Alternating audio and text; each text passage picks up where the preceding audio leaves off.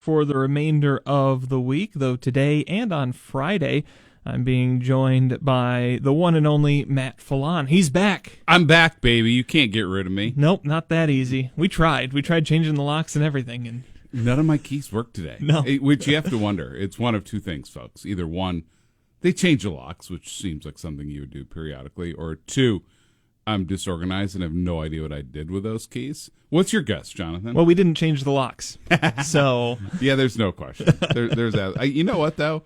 I was great. I grabbed like every set that was hanging by the door. I'm like, I think one of these opens the studio. Gotta be. And I just kept trying one after the other after the other. And the problem is, you know what happens? I don't know why, but I don't throw away old keys. So they just sit on keychains. same here. Except I take them off of my key rings and just put them somewhere. So It seems like we got to do better. that's the key. Haha. So I have to ask, we haven't been able to do this for a while. No. What's going on in your life? Anything good? I'm getting married in October.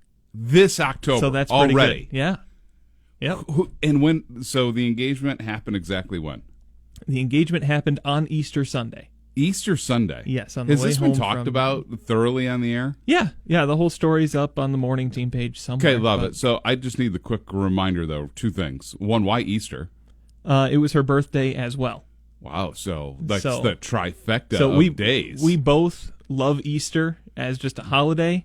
We're both very religious people, and then it was her birthday as well. So the she super didn't- trifecta. she didn't think it was going to happen on that day. She said that would be too many good things. That is a on the lot of same good day. things, right? So the second, was it private or did you do it in front of a whole bunch of people? Pretty private, yeah. Okay. It was Attaboy. in a public place, but it was just us and a photographer. I like the timing because yesterday I celebrated my 25th wedding anniversary. And how Janelle has put up with Congratulations. me for 25 years. Like, there should be awards bestowed upon her, ticker tape parade, you name it. Like, she should get all the stuff, which I did my best to do yesterday. Get her all the stuff so that she'll stay for another 25 years. So, yeah, come October, brother, you got 25 and a half years to go to catch me. What? So actually, while we're on the topic, tomorrow is the 1-year anniversary of our first date, mine and Sydney's. You move fast. I started Yeah. dating my wife when we were 17. Yeah. So it took us 9 years to get married from the day that we met. No time to lose. There's no time when to you, lose. When you know, you know. So I totally agree. But one follow-up question: when and where did you meet her? It was a year ago. It was at an ice cream place. I'm not going to say it because we're going to be going there tomorrow, and I don't want crazy stalkers. You don't want showing the up. crowd showing No. up, the paparazzi from the Great Lakes Bay region. No, but it was an ice cream place, and it was. We were both super nervous. I was super awkward and cut the date super short. It was, by all means, kind of a failure of a first date. That's how it works. I literally gave a speech 2 weeks ago at the Boy Scouts about how failing's good. Yeah. Fail forward. You have to fail. What if Jonas Salk could just quit after his first shot? Yep. We'd all have polio. It'd be bad. The reason I ask, I met my wife in June of 1992, St. Stan's Festival. Totally Okay. old school. Yeah. South end of Bay City.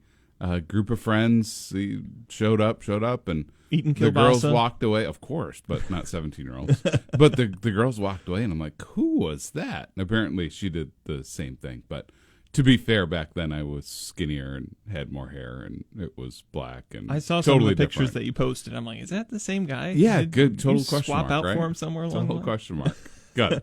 Well, good. Well, I will be looking forward to hearing all about your fiance's wedding that's taking place, and Yeah. the fact that you just get to show up. I don't know if we fully agree on that, but I'm going to try to prepare you fully. And I'm just going to, we broke a rule of talking off air. We know we're going to talk about this. Just remember on that day, no one's going to be looking at you, brother. No. Nobody. No, All eyes on her. that's the way I like it. Good. She deserves it.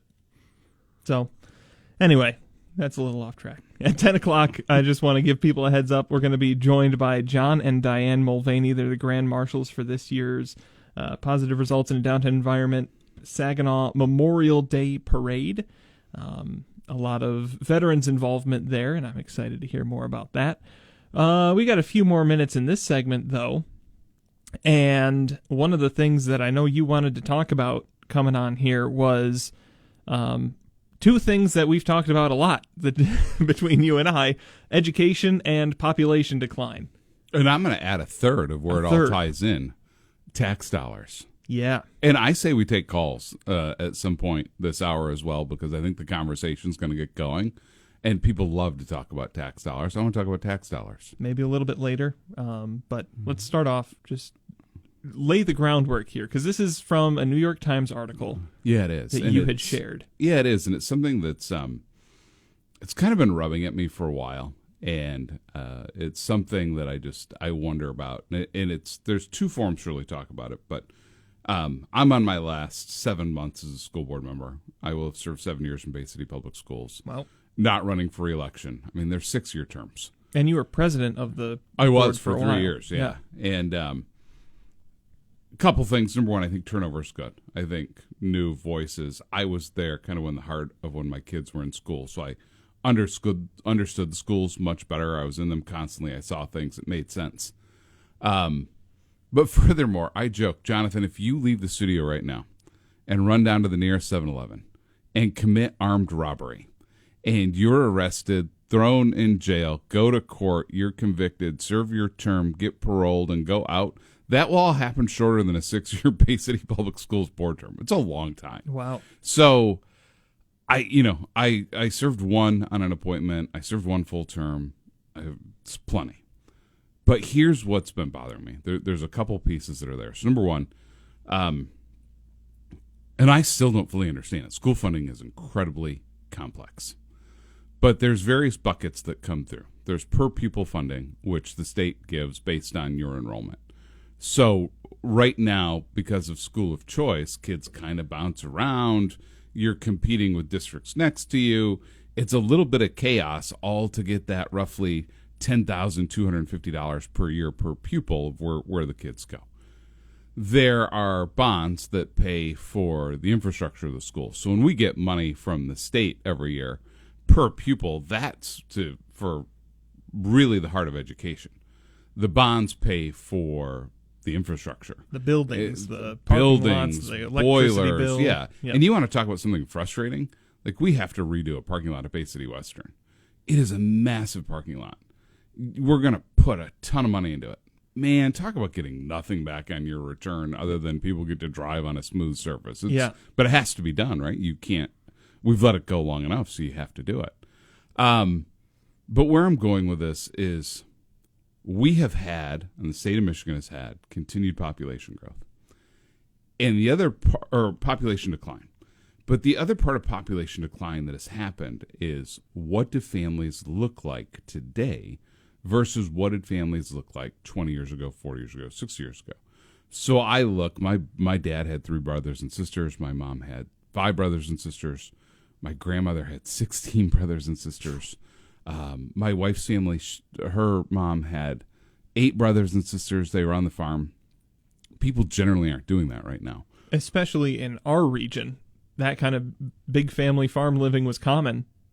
1,000%. Decades, yeah. Which it is not anymore. Not anymore. So now a lot of folks, and I'm guilty of it, you have that Instagrammable family. Look, blonde wife, the doting son, the cute little redhead daughter. I got one of each. I'm done. We have what we need. It's super expensive to raise a single child, right? So that, people leaving the state, not having those farms, we don't have near the amount of kids that we used to have. Bay City Public Schools used to be 10,000 plus easily. It's in the low 6,000s now. And it has been a steady decline. We go through a group called Middle Cities, which projects for every district. It's happening all across the state. This isn't a Bay City Schools thing. It's happening in most areas. Are seeing that constant decline due to a bunch of these things. And there's something else that deals with a basic population number that we're kind of at this time frame where the people that are at the age of having children are coming through at a generation when the population was less. So it was post-baby boom, right? Baby boom, you had all these kids, all these people. Then all the parents came through with all these kids. Well, we're now at kind of one of that first generations where the families were less, so there's a lot less people. So there's a thing going on there.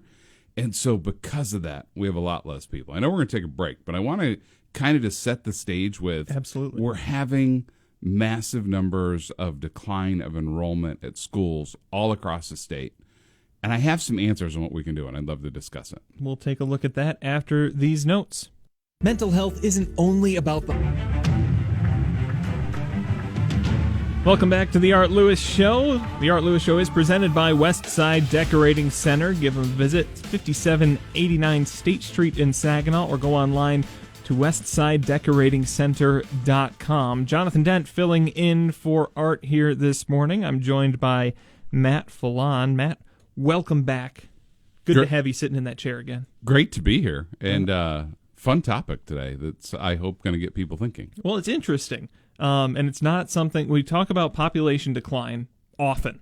It's a issue that is big in our region, in our state, and really across the country, but we don't talk about how it intersects with education all that much, because the education system is based off of the number of kids in it. We're going to give you multiple intersecting lines in that graph because it intersects with school and then with taxes. So I'm going to continue on, because people always say, why don't we do something different? And I have a plan. And I'd like to throw it out. I did it on Facebook because when the New York Times article hit and I saw that all these districts across the country were hitting, I couldn't help but think about home here. So I'm going to give you an example. And it's a radical example, but I'm going to give it to you, okay? Los Angeles Unified Public Schools is one district, Jonathan. One district. That's crazy. 353,000 students in one district. Yeah. But here's the key. They pay one superintendent. They pay one curriculum director. They pay one food service director, one transportation director. I wouldn't want to be the firm that does it, but there is one audit done on the books for Los Angeles Unified Schools. I'm only going to speak to Bay City Schools in Bay County because that's where I live, and I just think it's the most fair thing to do to give the example. But you're directly involved with it. Correct, 100%. So, yeah. Bay County is 100,000 people. Total, just people. LI Unified Schools is 353,000 students. And how many of those people in Bay County are seniors? A lot. Yeah. If you go I'm through not the talking numbers, high school a seniors. lot, correct. So for me, I'm really struggling right now because I watch these bonds. Some get passed, Bay City ecstatic that we did. Other districts don't. We ask taxpayers to do a lot right now, and property taxes are a real issue in terms of continuing to increase assessments that are increasing property taxes. So when you do pass a new bond, that bond may be a no-mill increase, but if your assessment's gone up in the last 25 years since that last bond went through, it's more money. Mm-hmm. So here's my answer. Bay County is an example. I would advocate should go to one district. Bay County today, Jonathan, is 4 districts. Pinconning, Bay City Schools, which if you know Bay City Schools, there's some confusion sometimes. The high schools there are Bay City Central and Bay City Western. Then you have Bangor Schools, which is John Glenn, and Essexville Schools. And what happens in all of this is kids are bouncing between the various districts and the various pots of money. So Bay City kids often go to Bangor Schools because you can live a half mile from Bangor Schools but be actually in the line of Bay City Schools. But if you're a parent, it's super convenient to be right there. Same thing, you could be in Bay City Schools, but you're right on that Essexville border and you end up closer to Essexville Schools. Then there's some competition. Who's got the better theater program? Well, the theater kids go to that district. Who's got the better baseball program? The baseball players go to that district. But here's what bothers me in all of this. And I can literally save us tens of millions of dollars just in county schools by going to this model. We are paying 4 superintendents currently. Mm-hmm. We are paying 4 curriculum directors. We are paying 4 transportation directors, and on and on and on.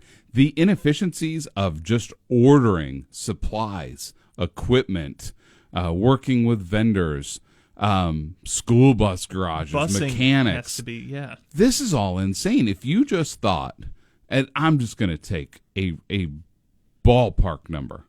If we're paying on average a superintendent $150,000, and that's not all in. So let's say it's $200,000 all in, benefits, retirement, the whole bit in each district, and that's $800,000 a year over 10 years, and you cut that by 3.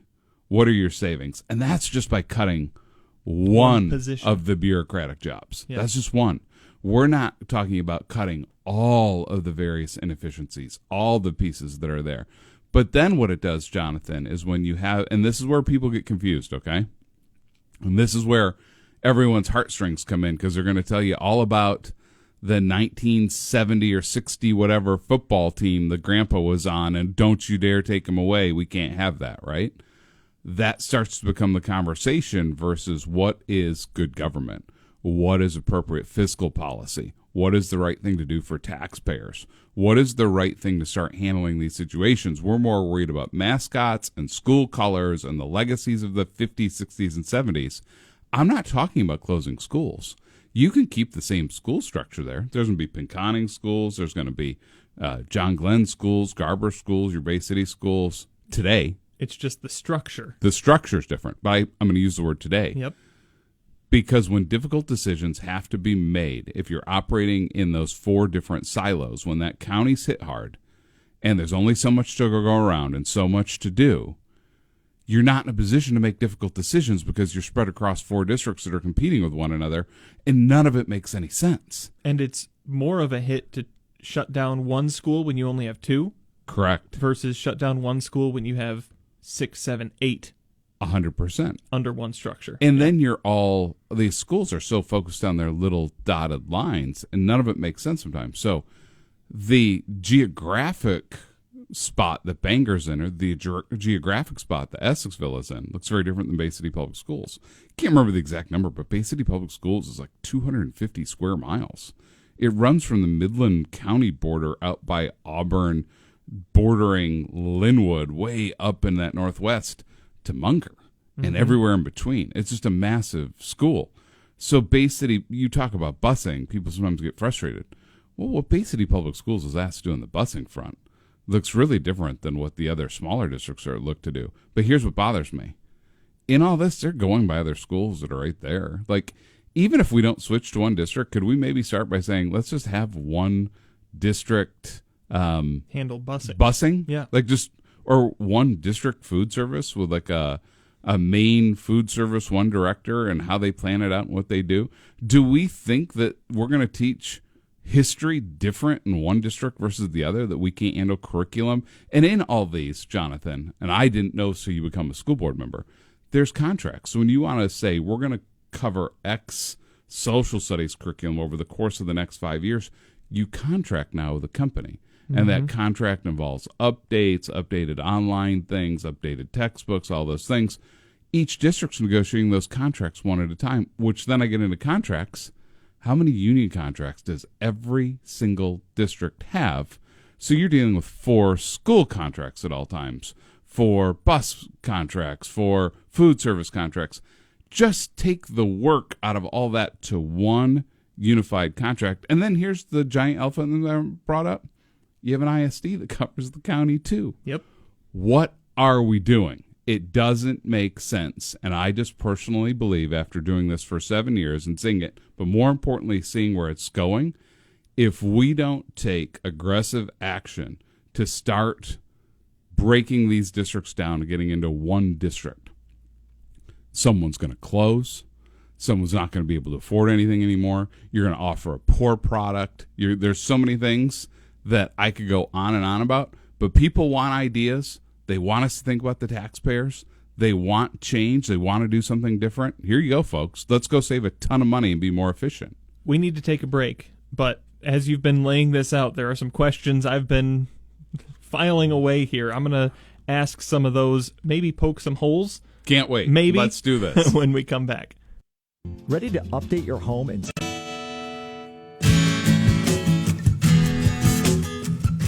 Welcome back to the Art Lewis Show. Jonathan Dent, Matt Falon, having a conversation about population numbers, education, and tax dollars. 3 big things here in our region.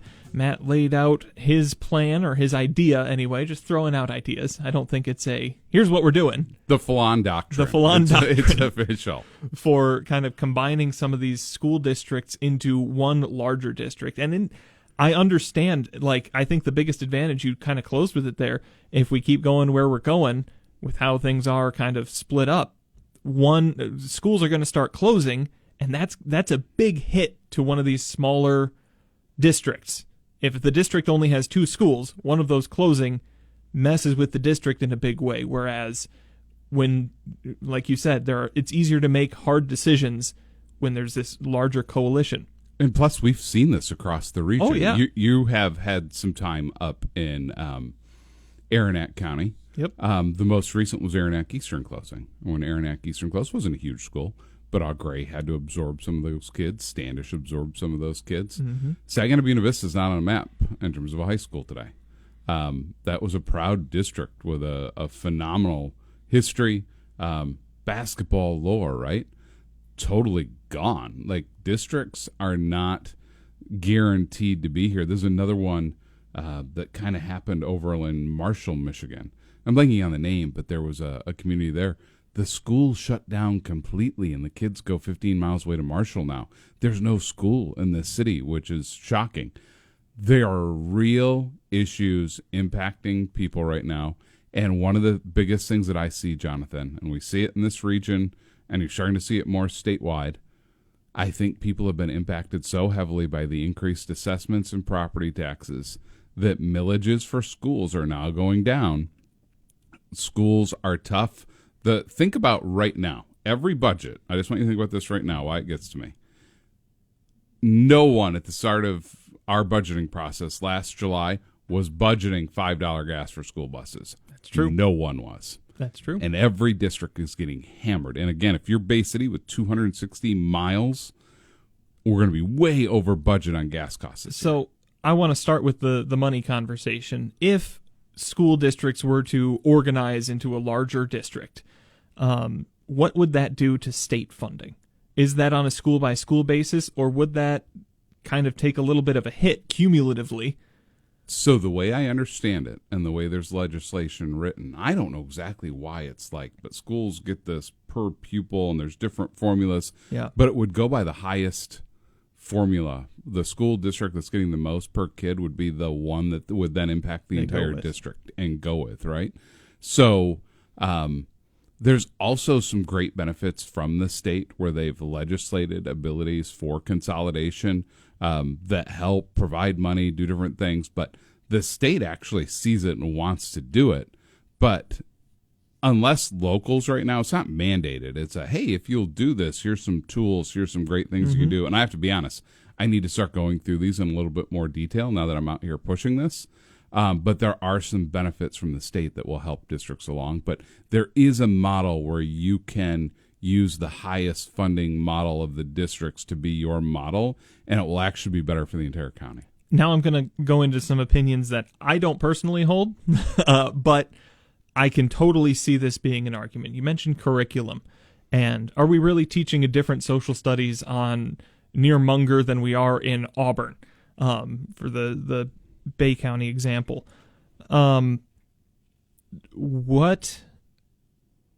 There's a lot of talk about, well, you're not in our community. You're not speaking to our community.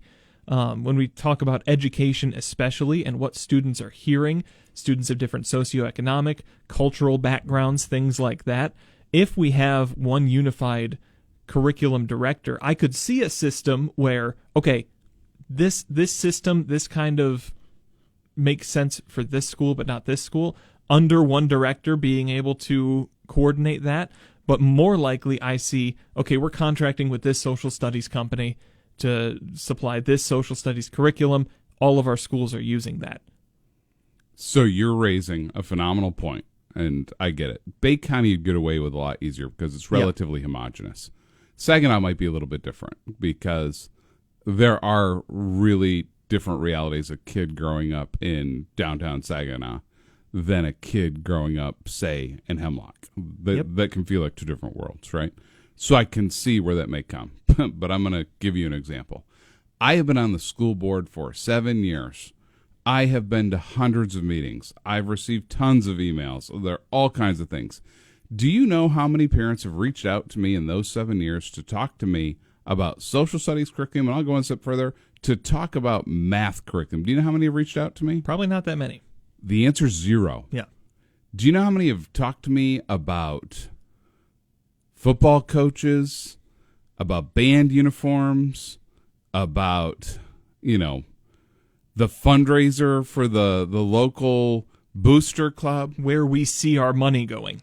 It is insane, the lack of focus on the main things that actually impact the future of children. COVID was a great example. And in my entire time on the board during COVID, I would simply get up every time and say, I don't know, folks. I'm not an expert. This is brand new. Mm-hmm. The experts are contradicting themselves. So I would always try to say, I don't know, right? During that time, we heard every opinion on everyone who was an expert on everything. I remember one time I finally lost it. Someone said, I've done all the research and I know. And I said, going on Google is not doing research. It is finding an opinion that backs up what you believe. That's all it is. Yeah. Unless you're a virologist in the lab, you're not doing research, right? But it's amazing to me, Jonathan, we talk about that core issue, which totally makes sense. And it's shocking that people just don't care. And the counterpoint I think of with that is, okay, you're concerned with where your money's going. Well, what if we didn't have 16 different curriculum directors and had one? That was what you laid out earlier, where these bureaucratic positions are being condensed. But yeah, kind of along the same line, you used Hemlock and Saginaw, downtown, two very different experiences. 100%. I live in Hemlock. Yep. What do you say to me who says, I want my money to go to the Hemlock Public Schools District because I think they're doing great things with the technology and the infrastructure things they're doing there. I don't want it going to downtown Saginaw. I disagree with combining the schools, the decisions that have been made there. Let's keep these separate. And that is going to be the ultimate argument. Yeah. And that has been an issue in some communities when you talk about this, where the communities are so divergent. Like, as an example, there's just not that big of a difference between Essexville and Bangor. There's not. So your issue there is different. Midland would probably be a good example. Not really that much of a difference in how people think or what they think between Sanford, Bullock Creek, and Midland schools, right? It will get more difficult in other areas. But at the end of the day, what I would say is that I personally believe, as someone who has to approve, $100 million budget every year, and who pays a hefty tax bill for property taxes, we have to do better for taxpayers. And that's just the reality. And you just can't. We have to find opportunities to alleviate the tax burden that impacts everyone. And the problem is the trend, Jonathan. Yeah. We can't keep going down the same road for the next 20 to 50 years. The train's going to fall off the tracks if we keep doing the same thing. It shows no sign of reversing. And we just want to make clear, Matt Fallon is not currently running for office. Not at in all. any capacity. Nor does he have any plan to. It's fantastic. But what I have found and what I care about is good government. Yeah. And what I do care about is efficiency. And what I do care about, and it comes from two seats, both as someone who has to have the responsibility of spending taxpayer dollars, but also as a doggone taxpayer myself. Yeah. We've got to do better. Absolutely. Quick break. We'll be back to close out this hour in just a little bit. Gotta go.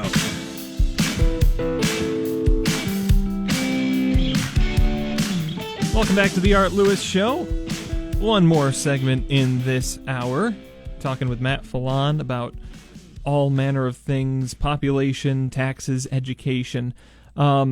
When we talk about kind of consolidating these schools into one, you talk about doing better for Not the schools, the district. the school districts. Yes, that's an important distinction to make. Talking about cutting down tax burden, especially. This is mostly coming out of property taxes. We already see a few municipalities that share a school district. We see the system working in certain ways. Now, you've existed in this world at different levels in terms of the politics, not necessarily as a politician, but in that orbit. Is there kind of a collective bargaining aspect when it comes to contracting and different services? If we'll use Bay County because that's what we've been going with. If Bay County consolidates into one, is that a better deal for taxpayers on different services, or does it kind of wash out and end up the same? A little bit of both, because the reality is things cost a certain amount, Yeah. right? You can't you're going to have to feed the same number of kids, and there's a certain dollar amount, right? So there's some things that will wash out. But you're just going to be so much more efficient in terms of your time, your staffing, etc. If you have 4 districts and you're negotiating contracts, whether they be with employee groups, whether they be for services, whatever it is, or some of the things, you're just going to have a better return when you can do things in bulk, right?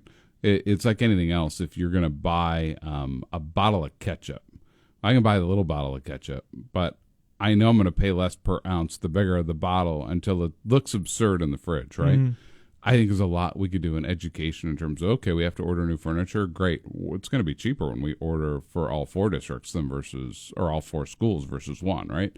It's going to be cheaper if, we buy X, Y, or Z maintenance pieces, right? Anything that you do is going to be different. And I think you've seen that in healthcare where the systems consolidate and the groups that are part of larger systems, they're going to pay less for gauze. They're going to pay less for Band-Aids. Same thing here. But do you want me to really open Pandora's box? And I'm going to do it here at the end of the hour, so it can't be talked about any further. We're just talking about schools. Now imagine, I'm going to keep using Bay County because I live there. And this is going to be unpopular for some people. But we have this township system where there's all these townships across the county.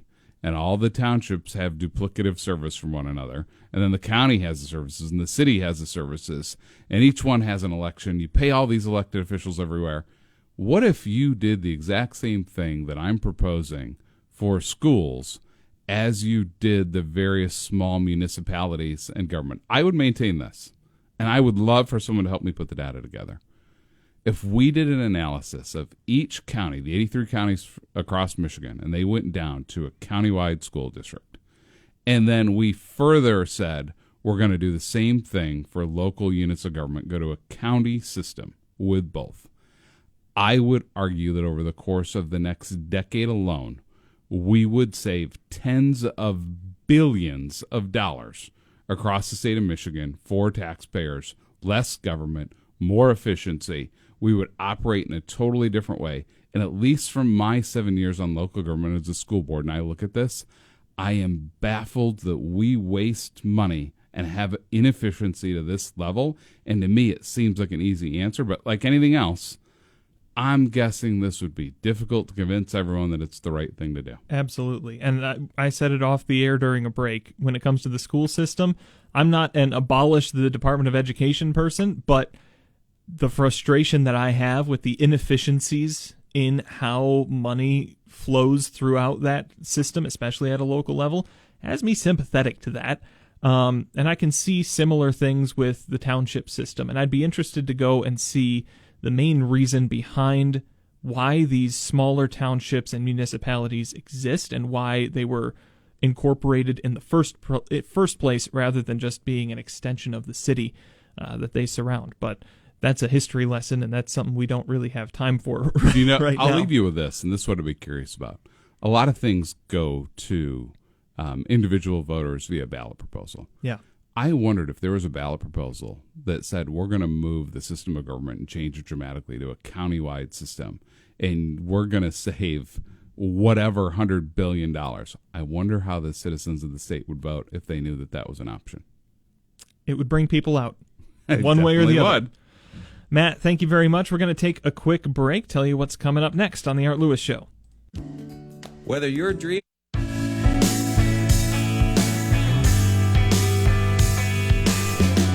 That wraps up this hour of The Art Lewis Show. I want to thank Matt Falon for joining us here today. Coming up, we'll be talking about the Saginaw Memorial Day Parade. We'll be joined by the Grand Marshals. Before that, the news, CBS with the national and international news, then the local and state report with Mike Percha in the WSGW newsroom. We'll be back with more after that.